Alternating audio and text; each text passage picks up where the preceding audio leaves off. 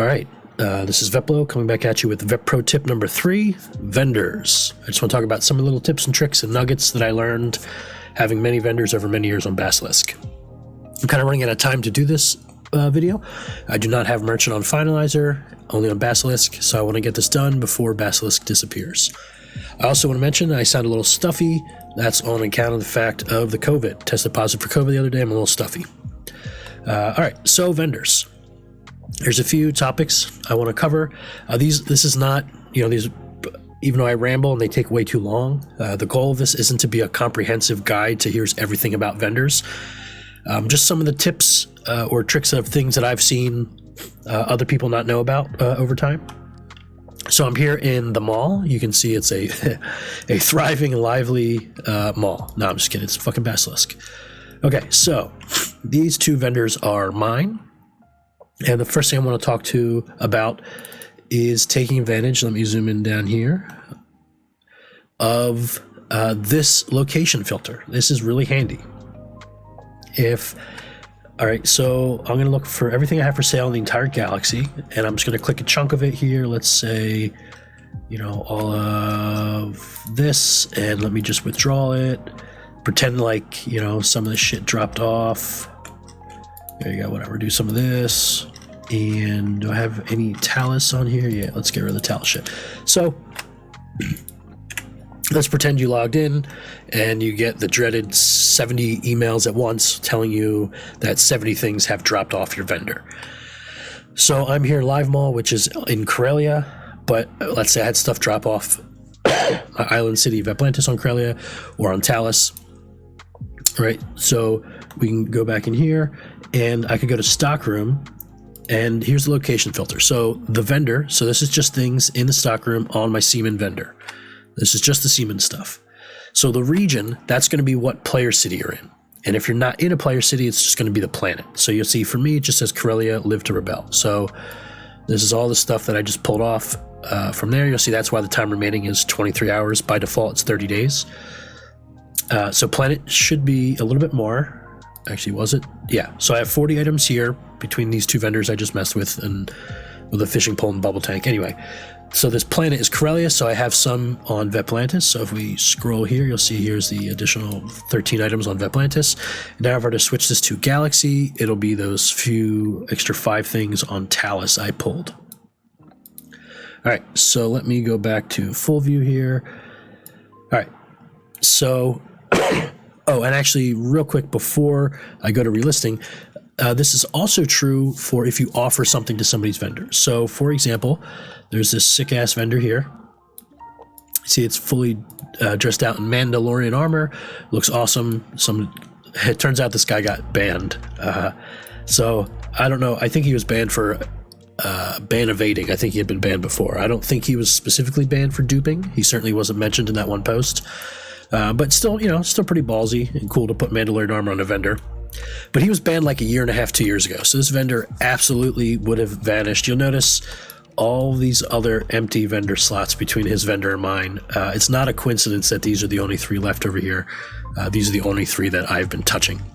So the way I've been keeping his vendor alive is keeping items offered to it. So I've got this dud firework, and you'll see I pulled this off this live Glowsy sample. So let's say you offered something to somebody's vendor, and this only works if you're a merchant. So let's say you auction some stuff off on the forums, or somebody posted on the forums that they're buying loot, whatever, they're buying guide. You offer some shit to the vendor.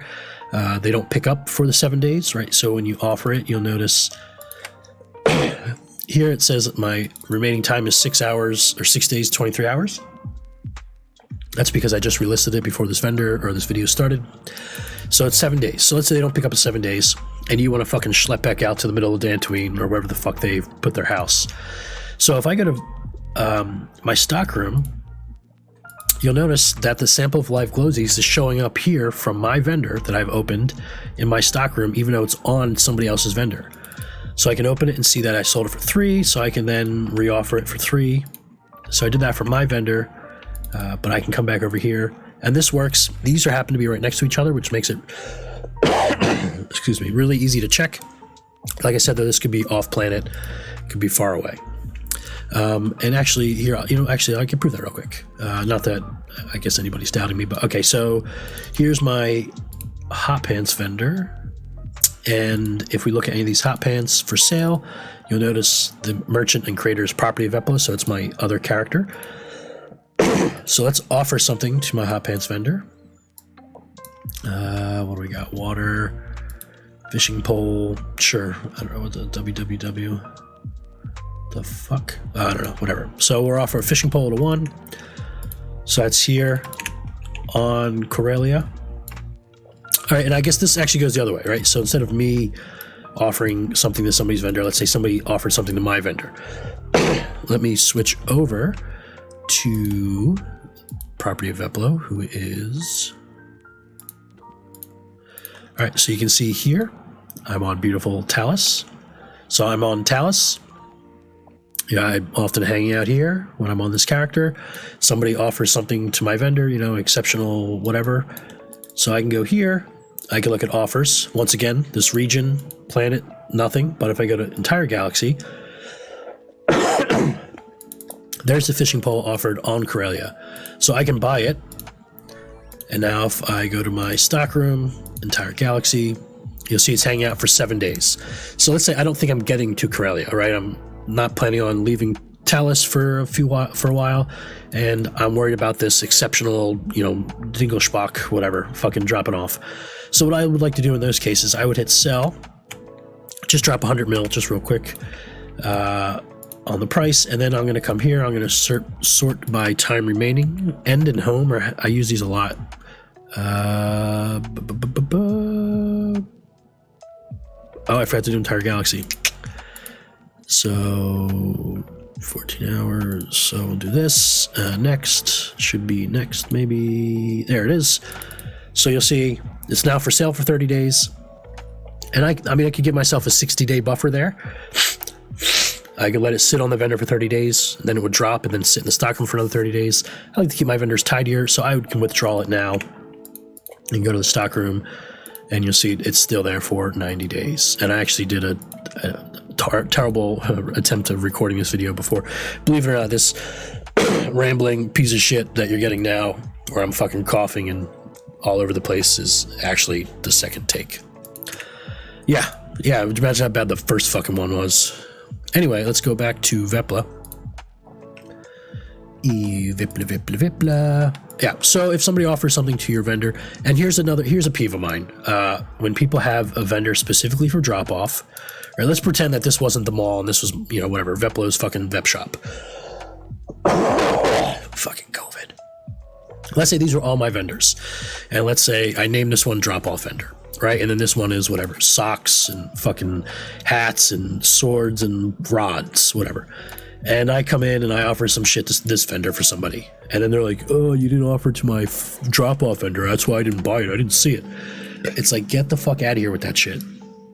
One, the idea of a drop-off vendor is a little silly to me. I don't see the fucking point.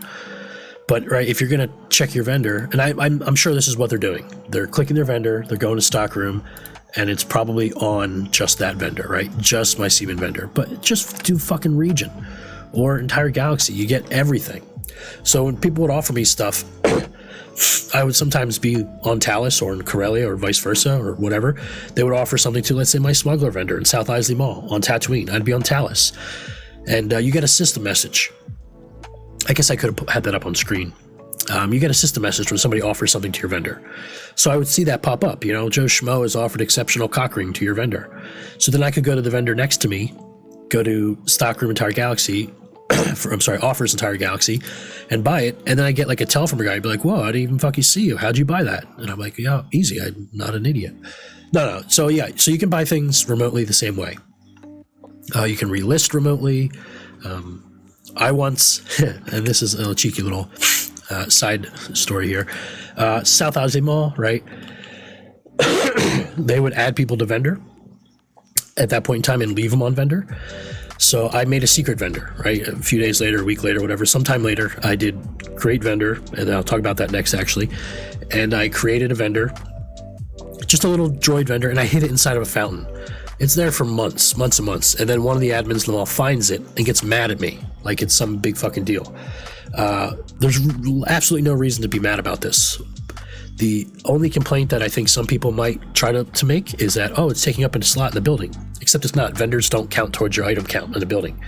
So the 400 items in the guild hall, not affected by my extra vendor. It's in a fountain. Nobody's going to see it. And I sold shirts that just said, like, you found Veplo's secret vendor. Totally harmless, fun. Anyway, he got mad. And I thought that was silly. So he banned me. Even though I had vendors in the mall, he banned me. Which you can do. So of course all the stuff that I had listed, if it dropped, I could relist it remotely. But then listing new stuff, you would think would have been a problem for me, but not really. So all I did, he didn't ban all of my characters. I ran in one of my alts with the crates of smuggling supplies, offer them, unfortunately one at a time. That's the downside, right? One at a time, bought them remotely, and then listed them for sale from my stockroom.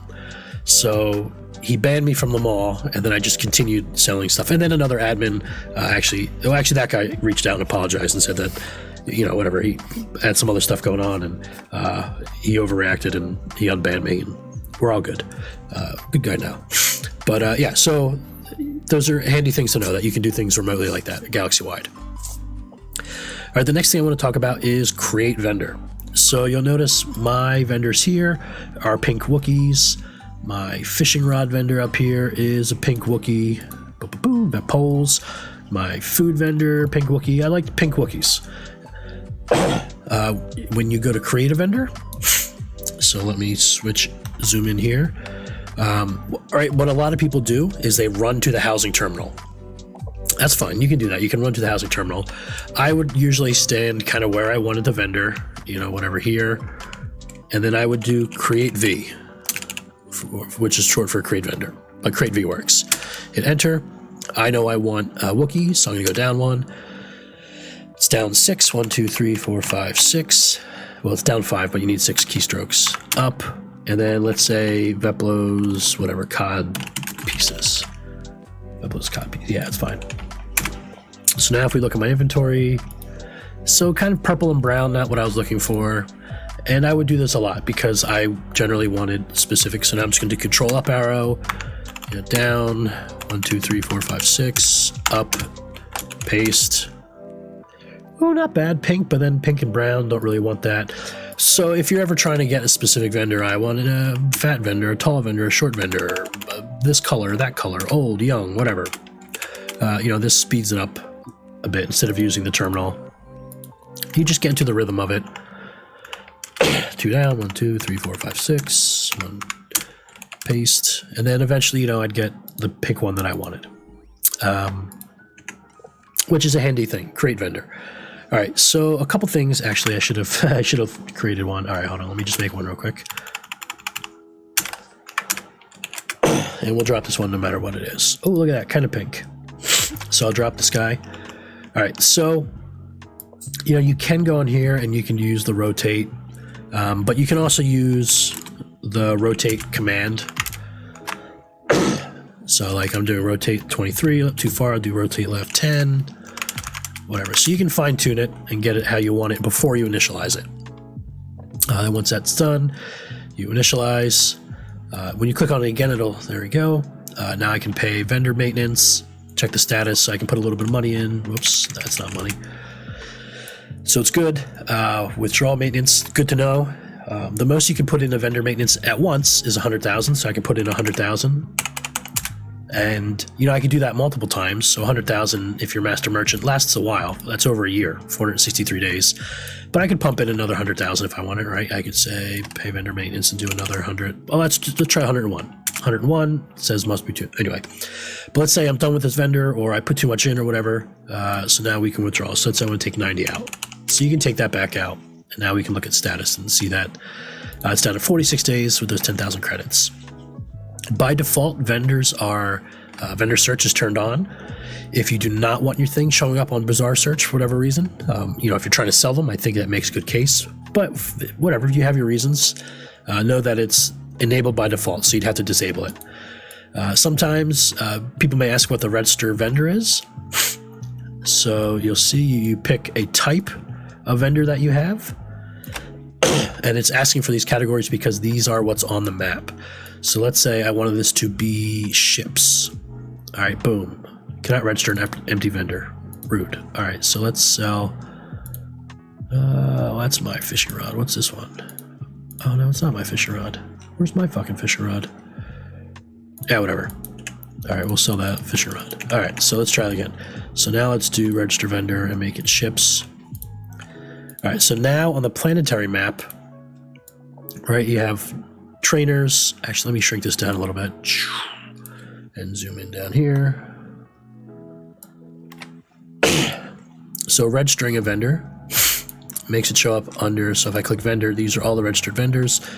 I don't know if people really use this, but if you did, you'll notice there's one showing up. If I upload those cod pieces, here it is. Boom, on the map. Let's see, what's actually, is anything? The Dull Star's on here, some Rest in Peace, some other ones, some components, armor component, oh, okay. Dathomir stuff, Dull Star, or Dostlar. I know somebody told me how to pronounce it. I'm sorry, I don't speak Turkish. Dulsar, I forget how it was quickly pronounced. But yeah, so that's what register vendor does. All right, so let's remove this guy. Yep, fuck off. Lost that fishing rod, lost my maintenance, no big deal. Okay, so the biggest thing I think I really wanted to talk about is relisting stuff. I know it's the biggest hassle for merchants generally. If you look at any of the biggest quality of life requests that merchants have, it's usually, hey, can I get a fucking relist all button? I relist the shit for the same price every 30 days. Can I mean, really, I think a better option might be just don't make it drop off every 30 days. Right, let it stay on. Or maybe like a confirmed fee is like it takes fees. Doesn't matter, it doesn't fucking matter. All right, so some things, like for example, these bubble tanks, these are all listed at the same price. These are all 5,000. These bags are all different prices. Goddamn fucking COVID. Cough. And these fishing poles are also the same price. And then this down here is not. So for things, actually, let me just sell this one to get it out of the way real quick.